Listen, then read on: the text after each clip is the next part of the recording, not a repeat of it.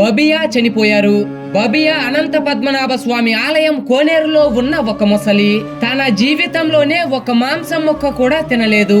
నమ్మకం ఏంటంటే భూమిపైన ఉన్న పెద్ద విష్ణు భక్తుడు ఈ బబియా.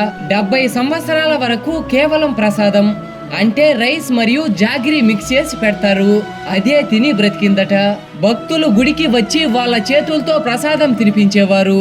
చాలా సార్లు దేవుడికి హారతి ఇవ్వంగా బబియా కోనేరు నుంచి బయటకు వచ్చి దేవుణ్ణి దర్శనం చేసుకుని మళ్ళీ కోనేరు లోపలికి వెళ్లిపోయేది.